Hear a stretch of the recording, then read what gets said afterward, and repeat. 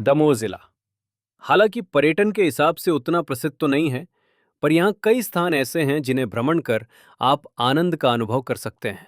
ये स्थान आपको रहस्य, रोमांच और आध्यात्म से परिपूर्ण कर देंगे। चलिए जानते हैं यहाँ के कुछ ऐसे ही स्थानों के बारे में। कुंडलपुर ये जैन धर्मावलंबियों के लिए एक राष्ट्र प्रसिद्ध धार्मिक स्थल है। मध्य भारत में कलचुरी शासन 7वीं-13वीं शताब्दी के समय इस क्षेत्र में जैन धर्म का विकास हुआ।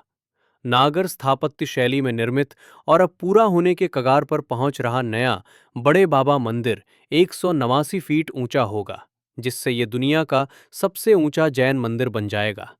इसमें स्वामी नारायण अक्षरधाम मंदिर से 4 गुना ज्यादा पत्थर इस्तेमाल किए गए हैं।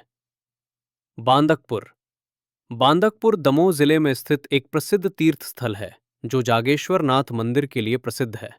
ये स्वयंभू शिवलिंग के लिए प्रसिद्ध है, जिसके प्रतिवर्ष अपना आकर बढ़ाने की लोकोक्ति है। यहाँ महाशिवरात्रि और बसंत पंचमी जैसे मौकों पर भव्य मेले लगते हैं। ये मंदिर बुंदेलखंड की आस्था का एक प्रमुख केंद्र है। यहाँ भक्तों की काफी भीड़ होती है।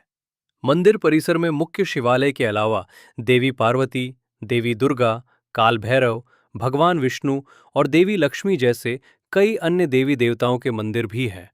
मंदिर परिसर में स्थित बावड़ी को लेकर कई कथाएं प्रचलित हैं।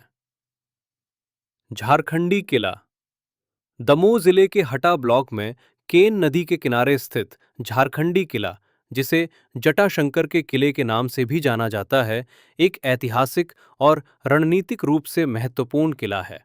ये किला अपनी जीर्ण शीर्ण स्थिति के बावजूद कई ऐतिहासिक मान्यताओं से जुड़ा हुआ है।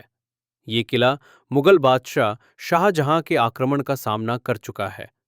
कुछ मान्यताओं के अनुसार इसे कलचुरी काल में बनवाया गया था। कुछ इसे महाराजा छत्रसाल की वंशज बखत बली से जोड़ते हैं। सिंगौरगढ़ किला सिंगौरगढ़ किला दमोह जिले में स्थित एक पहाड़ी किला है। ये जबलपुर शहर सेदमोह के रास्ते में स्थित है। ये वर्तमान में भारतीय पुरातत्व सर्वेक्षण के अधीन है। अपने चरम वर्षों में विशाल क्षेत्र में फैले इस किले में हजारों लोग रहते थे। इसके कई पूर्व प्रहरी बुर्ज आज भी दिखाई देते हैं। 1564 में मुगल सेना द्वारा गढ़ा साम्राज्य पर आक्रमण किया गया था।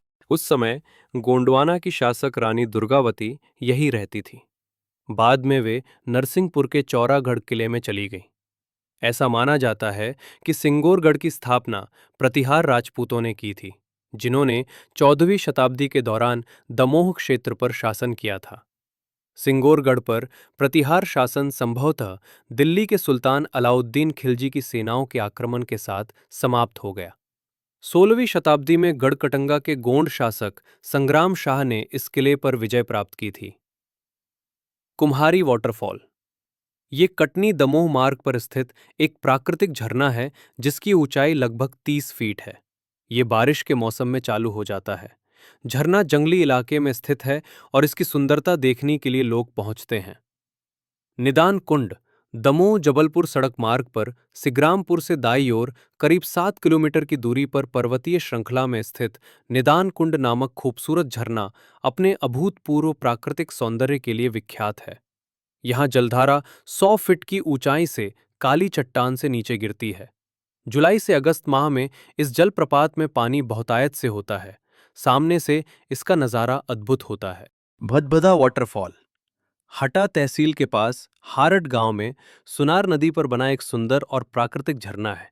ये मानसून के दौरान और गर्मी के मौसम में भी पंचम नगर डैम से पानी छोड़े जाने के कारण पर्यटकों को आकर्षित करता है। वीरांगना दुर्गावती टाइगर रिजर्व मध्य प्रदेश के दमोह, सागर और नरसिंहपुर जिलों में फैला हुआ ये एक विशाल बाघ अभयारण्य है।